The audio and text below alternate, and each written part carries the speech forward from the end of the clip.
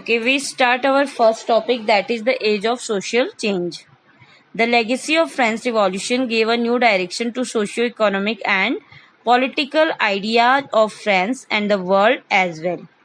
French revolution के कारण न केवल फ्रांस में या यूरोप कॉन्टिनेंट में बल्कि पूरे वर्ल्ड में एक नई तरह की विचारधारा या आइडियोलॉजी का जन्म होने लगा था. Now many parts of the world people were talking about individual rights and the system of governance. अब हमारे वर्ल्ड के अलग अलग हिस्सों में लोग फ्रेंच रिवॉल्यूशन से इम्प्रेस होकर इंडिविजुअल राइट्स की बात करने लगे थे और सिस्टम ऑफ गवर्नेंस यानी कि किस तरह की सरकार हो, किस तरह के गवर्नमेंट हमारे ऊपर शासन करे, रूल करे, इन मुद्दों में, इन टॉपिक्स में लोगों की बातचीत होने लगी थी. These circumstances prepared background for the emergence of new ideas which will be discussed in this chapter. तो देखिए ये सारे सर्कमस्टांसेस थे जो आपका फ्रेंच रिवॉल्यूशन हुआ उसके कारण पूरा वर्ल्ड जो है इंस्पायर हुआ and they inspired for the individual rights, human rights, democracy, system of government. तो ये कुछ नए विचार जो हैं हर एक के मन में आने लगे जिसके कारण यूरोप और रशिया में भी आइडिया ऑफ सोशलिज्म ने जन्म लिया. The Russian revolution popularised the ideas of socialism to save society in the 20th century. Russian revolution ने जो है 20th सेंचुरी को एक नई दिशा दी, एक नई आइडियोलॉजी दी, दैट इज सोशलिज्म. तो इसी के बारे में हम लोग पढ़ेंगे. The age of social change heading के अंदर. The social and political changes that took place all over Europe can be traced to the French revolution. Europe continent में या रशियन एम्पायर में जो भी सोशल और पॉलिटिकल चेंजेज आए उसके लिए कहीं ना कहीं मोटिवेशन जो है फ्रेंच रिवॉल्यूशन से मिला. But not everyone in Europe wanted a complete transformation of society. लेकिन यूरोप में हर कोई व्यक्ति जो है कंप्लीट ट्रांसफॉर्मेशन ऑफ सोसाइटी नहीं चाहता था. The French revolution opened up the possibility of creating a dramatic change in the way in which society was structured. यानी कि जो आपका फ्रेंच रिवॉल्यूशन था इसने जो है लोगों को एक रास्ता दिखा दिया था कि किस प्रकार आपका समाज स्ट्रक्चर्ड होना चाहिए, समाज बनना चाहिए, किस तरह की गवर्नमेंट आपकी कंट्री में होनी चाहिए. But not everyone in Europe however wanted a complete transformation. लेकिन यूरोप का हर एक व्यक्ति इस बात से सहमत नहीं था कि यूरोप में पूरी तरह से ट्रांसफॉर्मेशन या चेंजेज आ जाएं. Some were conservatives while other were liberals or radicals. तो अपनी अपनी अकॉर्डिंग टू देयर आइडियाज और thinking for social change European society was divided into 3 categories. Actually Russian society was divided into 3 categories. तो इनको जो है इनके विचारों के आधार पे, लोगों के विचारों के आधार पे, उनकी थिंकिंग के आधार पे उस समय रशियन सोसाइटी को हम 3 कैटेगरी में रख सकते हैं, liberals, radicals and conservatives. Now we discuss about the liberals. Liberal means होता है उदारवादी या आजाद ख्यालों वाले, जिनके खुले विचार होते हैं उनको उदारवादी या लिबरल्स कहा जाता है. तो liberals looked to change society. They wanted tolerance towards all religions. जो लिबरल्स थे वो सोसाइटी में जो है इस तरह से चेंज लाना चाहते थे कि वो एक ऐसे नेशन या एक ऐसी कंट्री की कल्पना करते थे जहाँ पे सारे रिलीजन को क्या मिले, समानता मिले. In 19th and 20th century the Europe was dominated by Christianity. तो 19th और 20th सेंचुरी में यूरोप में जो है सबसे ज्यादा डोमिनेशन क्रिश्चियनिटी का था और जो अदर रिलीजन थे उनको जो है उनको डिसरिस्पेक्ट किया जाता था. That's why they wanted a nation which tolerate and respect all the religions. Liberals opposed absolute powers enjoyed by most of the monarch in Europe. और लिबरल्स जो होते थे वो वंश पर आधारित जो राजा बनते थे यानी कि डायनेस्टिक रूलर्स जो होते थे उनकी अनकंट्रोल्ड पावर के भी क्या थे, विरोधी थे, वो उसका भी विरोध करते थे. They were against of the uncontrolled power of dynastic rulers. They favored for safeguard of individuals' rights and advocated democratic setup government. जो लिबरल्स थे वो चाहते थे कि एक ऐसी डेमोक्रेटिक सेटअप के आधार पे गवर्नमेंट बने या पार्लियामेंट्री गवर्नमेंट बने, लोगों के द्वारा चुने गए मेंबर्स के द्वारा गवर्नमेंट बने जो कि हर एक व्यक्ति के अधिकारों की रक्षा करे और किसी भी व्यक्ति के इंडिविजुअल राइट्स को ना छीने. They favoured a well trained autonomous judiciary. और इसके अलावा वो ये चाहते थे कि एक ट्रेन्ड जुडिशरी हो, न्यायपालिका हो, जो कि कुछ कानून बनाए और उन्हीं कानूनों के आधार पर सरकारें चलाई जाएं. ठीक है. हालांकि इनके विचारों को देख के हमें लगता है कि ये लोग डेमोक्रेट्स होंगे, डेमोक्रेटिक सेटअप के बारे में बात करते हैं, but we can not call them democrats. ठीक है. देखिए, they cannot be called democrat as they did not favor universal adult franchise or right to vote for all.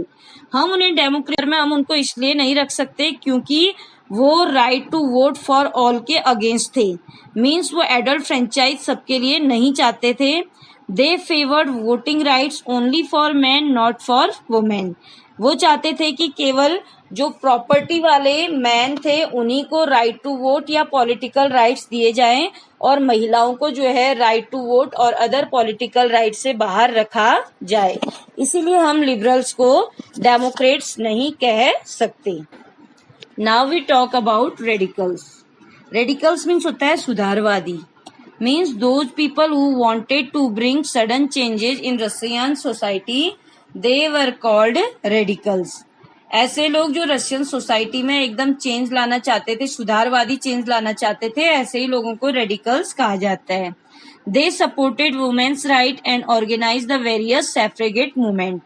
Radicals women's right या वुमेन्स को पॉलिटिकल राइट्स दिलाने के favour में थे, जिसके लिए उन्होंने बहुत सारे वुमेन्स मूवमेंट किए, सैफ्रेगेट मूवमेंट किए. जिस सैफ्रेगेट मूवमेंट का मतलब होता है जब हम right to vote for women की डिमांड के लिए मूवमेंट करते हैं, तो इसी को हम सैफ्रेगेट मूवमेंट कहते हैं. जिस कारण इन्होंने बहुत सारे सैफ्रेगेट मूवमेंट भी किए थे. And radicals wanted a nation in which the government was based on the majority of the country population. Radicals एक ऐसी गवर्नमेंट चाहते थे जो कि कंट्री की मेजॉरिटी के आधार पर, यानी कि कंट्री की मेजॉरिटी के आधार पर इलेक्शन के द्वारा चुनी जाए, ऐसी गवर्नमेंट ये चाहते थे, यानी कि डेमोक्रेटिक टाइप की गवर्नमेंट ये चाहते थे. And they were not against the existence of private property but disliked the concentration of it in the hands of a few people. लेकिन ये प्राइवेट प्रॉपर्टी के खिलाफ नहीं थे, लेकिन इस प्रॉपर्टी पर कुछ एक ही रिच और पावरफुल लोगों का डोमिनेशन था, इसका वो विरोध करते थे. Now next is conservatives. Conservatives means होता है रूढ़िवादी लोग, यानी कि पुरानी थिंकिंग, पुराने विचारों को मानने वाले लोग, या कह सकते हैं those people who believe in past and old thinking और old customs, they are called conservatives. तो conservatives opposed the views of radicals and liberals. Conservative वो लोग थे जो रेडिकल्स और लिबरल्स दोनों के ही विचारों को नहीं मानते थे. After the French Revolution, they thought that now there is need of some change, but believed that the past had to be respected. तो फ्रेंच रिवॉल्यूशन के बहुत बाद में, लगभग 19th सेंचुरी के आसपास आते आते कंजर्वेटिव्स ये महसूस करने लगे कि अब जो है थोड़ा स्लोली चेंजेस आने चाहिए सोसाइटी को, और फॉर्म्स ऑफ गवर्नमेंट, ये सारी चीजें बदलनी चाहिए और आइडियोलॉजी चेंज होनी चाहिए. लेकिन इस बात का ध्यान रखना चाहिए जब वो स्लोली आए, सडनली अचानक से ना आए. तो दीज वर द व्यूज और notions of conservatives about the social change. Now industrial society and social change. During the industrial revolution, new cities, new industrial regions and new railway lines were developed. अब जब Europe में industrial revolution होने लगा, factories खुलने लगी, industries बनने लगी बहुत सारी, तो new cities were developed, new industrial regions were developed. ठीक है. तो इससे क्या हुआ, नए नए शहर डेवलप होने लगे, नए नए इंडस्ट्रियल रीजन्स डेवलप होने लगे जहाँ फैक्ट्रीज लगाई जाने लगी. ठीक है। और railway lines were developed, railway lines जो है प्लेसेज को कनेक्ट करने के लिए डेवलप की गई। It brought man women and children to the factories. इससे क्या हुआ, इंडस्ट्रियल रिवॉल्यूशन होने के कारण जो मैन वुमेन और बच्चे थे वो फैक्ट्रीज में आने लगे और काम करने लगे। But still the problem of unemployment was common. लेकिन यूरोपियन कंट्रीज में जो अनएम्प्लॉयमेंट की समस्या थी वो तब भी खत्म नहीं हुई, हालांकि बहुत सारी इंडस्ट्रीज खुलने के बावजूद भी। People were forced to accept long working hours and poor wages. जो लोग थे वो एक्सप्लॉइट होते थे अपने एम्प्लॉयर्स के द्वारा, फैक्ट्रीज या फैक्ट्रीज ओनर्स के द्वारा, ठीक है। तो they were forced to accept long working hours. जो वर्कर्स होते थे उनको फोर्सिबली लंबे समय तक काम करने के लिए मजबूर किया जाता था। And they got poor wages और सैलरी, और उनको बहुत कम सैलरी दी जाती थी। कभी कभी उन्हें 8 से 10 घंटे तक काम करना पड़ता था और सैलरी बहुत कम थी। तो अनएम्प्लॉयमेंट की समस्या इतनी थी कि they were unable to fulfil their basic needs like health, education. And with urbanisation, urbanisation क्या होता है, it is a process in which small towns are converted into big cities. तो यानी कि जब छोटे छोटे टाउन्स बड़े शहरों में बदलने लगते हैं तो इसी प्रोसेस को हम क्या कहते हैं, urbanisation. With urbanisation housing and sanitation problems were also growing. तो अर्बनाइजेशन हो रहा था जिसके कारण हाउसिंग और सैनिटेशन की प्रॉब्लम भी होने लगी। Now the next topic is outlooks of nationalists, liberals and radicals. So many of the liberals and radicals had their own property and were also employers. They had made their wealth through industries and trade. बहुत सारे liberals और radicals ऐसे थे जिनके पास अपनी काफी सारी property थी और वो एक एम्प्लॉयर के तौर पे काम करते थे। उनके अंडर बहुत सारे वर्कर्स रहते थे, वो इंडस्ट्रीज के मालिक थे। And they had made their wealth through industries and trade. तो उन्होंने अपना जो इंडस्ट्रीज हैं, अपने ट्रेड हैं, उनके द्वारा काफी सारा पैसा या वेल्थ बना ली थी। They believed in the value of individual effort and labour force. तो वो जो है इंडिविजुअल इफर्ट और लेबर फोर्स दोनों में ही क्या करते थे, विश्वास करते थे। और वो ये मानते थे कि अगर कंट्री का लेबर फोर्स पढ़ा लिखा होगा, एजुकेटेड होगा, हेल्दी होगा, तो वहां की इकोनॉमी और ज्यादा बढ़ेगी। तो इसके लिए जो है गवर्नमेंट ने ऐसे लोगों को, लेबर फोर्स और जो वो लोग जो इंडस्ट्रियलिस्ट हैं उनको गवर्नमेंट ने क्या करना चाहिए, सपोर्ट करना चाहिए, ऐसा उनका मानना था। Some nationalists,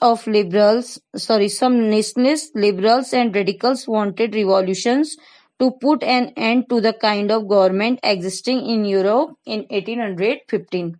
तो 1815 के बाद बहुत सारे नेशनलिस्ट जिनमें लिबरल्स और रेडिकल्स थे, उन्होंने रिवॉल्यूशन शुरू कर दिया। मीन्स वो रिवॉल्यूशन चाहते थे ताकि जो एग्जिस्टिंग गवर्नमेंट है उसको जड़ से उखाड़ फेंका जा सके और नई तरह की गवर्नमेंट यहाँ पे लाई जा सके। In France, Italy, Germany and work to overthrow existing monarchs. अब फ्रांस, इटली, जर्मनी और रशिया में तो ये काम शुरू भी हो गया। जो नेशनलिस्ट लोग थे यहाँ के वो रिवॉल्यूशनरी बन गए और इन्होंने जो है उस समय की जो एग्जिस्टिंग मोनार्की सिस्टम था उसको उखाड़ फेंकने का प्रयास किया by the revolutions. Nationalist talked a revolution that would create nation where all citizens would have equal rights. तो नेशनलिस्ट एक ऐसा नेशन क्रिएट करना चाहते थे अपने रिवॉल्यूशन के थ्रू जहां पर हर एक सिटीजन को इक्वल राइट मिले और सबको इक्वल ट्रीटमेंट मिले। After 1815, Giuseppe Mazzini, an Italian nationalist, conspired with others to form Italy where all citizens would have equal rights. 1815 के बाद ग्यूसेप्पे मैजिनी नाम के एक इटालियन नेशनलिस्ट थे जिन्होंने ऐसे ही लोगों के साथ मिलकर एक कॉन्स्पायरेसी की और जिसके तहत उन्होंने ये कोशिश की कि जो मोनार्क है उसको हटा दिया जाए और एक नई तरह की गवर्नमेंट लाई जाए, एक नई तरह की इटली को जो है एक नए तरीके से डेवलप किया जाए जहां पे सिटीजन्स को इक्वल राइट मिले।